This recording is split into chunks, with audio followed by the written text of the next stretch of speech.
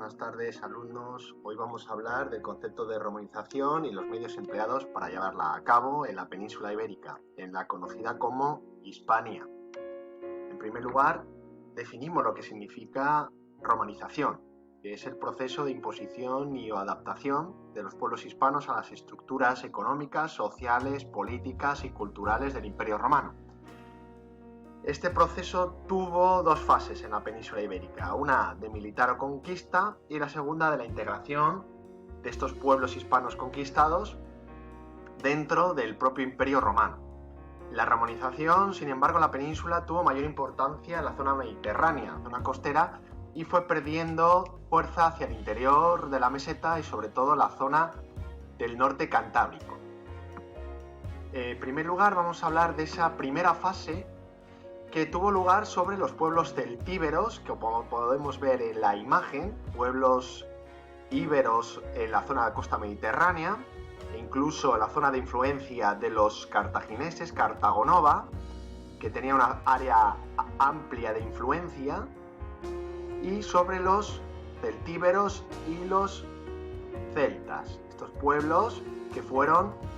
conquistados por los romanos y posteriormente romanizados. Dentro de esta conquista romana podemos hablar de tres fases. En la primera fase está contextualizada dentro de la Segunda Guerra Púnica y sucede en el 218 cuando Aníbal ataca desde sus posiciones de Cartagena a la ciudad aliada de Roma, Sagunto. Este hecho supone el inicio de esta Segunda Guerra Púnica y el ataque por parte de los romanos, sobre todo de los escipiones, como vemos aquí, que atacan la retaguardia de Aníbal en la península ibérica. Los dos primeros escipiones que lucharon contra Aníbal serían Publio Cornelio Escipión y Gneo Escipión, que murieron durante estas guerras púnicas, y quien vencerá a Aníbal será el hijo y sobrino de ambos, Publio Cornelio Escipión, el africano, que derrotará a Aníbal en el 202. Hemos dicho que estas guerras tienen tres fases. Estas guerras de conquista tienen tres fases. La primera etapa, como hemos visto, entre el 218 y 197, sobre todo la conquista de la zona del Ebro, conquista zona mediterránea, zona costera, que iría hasta principios de este siglo II y controlaría estos valles del Mediterráneo y del Guadalquivir.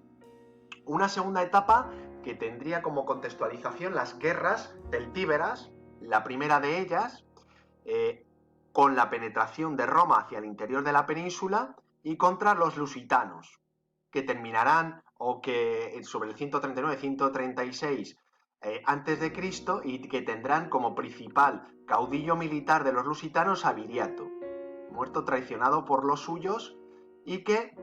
en una segunda fase de estas guerras celtíberas tendrá como episodio fundamental la guerra en Numancia, el asedio de Numancia, como vemos aquí, ciudad arébaca, que será derrotada por Escipión Emiliano, otro de los escipiones importantes en la conquista de Roma de la península. En la tercera etapa, ya con el emperador Augusto, entre el 29 y 19 a.C., sucederá una serie de guerras, las guerras cántabras, y los romanos establecerán una serie de establecimientos militares como el de la Legio Séptima, que dará origen a León, o la ciudad de Astórica Augusta, para controlar todo este territorio de cántabros y vascones y astures, que no será totalmente controlado por los romanos, iniciándose lo que se denominará la paz augusta. Hablaremos, por lo tanto, de la conquista de Roma y cómo la península ibérica se convertirá en una provincia fundamental y que se dividirá según vaya pasando el tiempo en diferentes provincias. Como podemos observar aquí sobre el 206, en el primer periodo, sobre todo de la costa mediterránea, costa atlántica de Andalucía, de la actual Andalucía, y lo primero cómo se dividirá Hispania será en la Hispania citerior, zona de Tarraco, y la Hispania ulterior, zona de Cartago. Posteriormente, en la época de Augusto, la península ibérica se dividirá en la tarraconensis, la lusitana y la bética, ulterioro-bética, como observamos en esta imagen también. Caracalla también establecerá, aquí tenemos la tarraconensis, la bética, la lusitana y la antoniana citerior. Y ya la división definitiva llegará en el siglo III con Diocleciano, en el que tenemos la baleárica, la tarraconensis, cartaginensis, galaecia, lusitana y la bética. Esta división provincial, además, se verá acentuada en la época de Caracalla con la concesión en el 212 a todas las ciudades del imperio de el derecho romano, y hace que se integre dentro de la provincia, dentro del imperio romano, y que se establezcan una serie de vías principales y secundarias que unan cada una de las grandes ciudades que dan origen a las ciudades, o muchas de ellas las ciudades que existen en la actualidad, como por ejemplo Tarraco, Tarragona, Barcino, Barcelona, Elegio VII, que dará origen a León, Astúrica Augusta, que es Astorga, Lucus Augusta, Lugo, por ejemplo Hispalis, que es Sevilla, Málaga, Gades, Cádiz, ¿de acuerdo? O Emérita Augusta, que como sabéis es Mérida, ¿de acuerdo? Entonces, esta romanización también la podemos ver en el surgimiento de ciudades. También tenemos aquí Pompaelo, que es Pamplona, y también en la conexión de estas ciudades a través de una serie de vías importantísimas para el comercio y para el traslado de las tropas, como la Vía de la Plata, que comunica, podemos ver aquí Emérita Augusta, Itálica Hispalis, hasta Astúrica Augusta, ¿de acuerdo? Una serie de vías que conectan estas ciudades importantísimas, y que además, como podemos ver, la provincia de Hispania, las provincias de Hispania tendrán gran influencia económica debido a la producción de la tríada mediterránea, del aceite, el trigo y la vid, y la introducción de técnicas de producción agrícola como el arado romano y el barbecho de 3 hojas. También será muy importante la explotación minera de Hispania, sobre todo con la extracción de oros,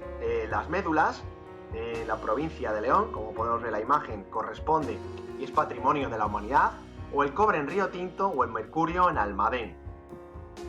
También, y por último, indicar que la romanización se llevó a cabo a través de medios culturales, como puede ser la lengua, el latín. No es nada descartable la importancia del latín como origen de las lenguas romances, como el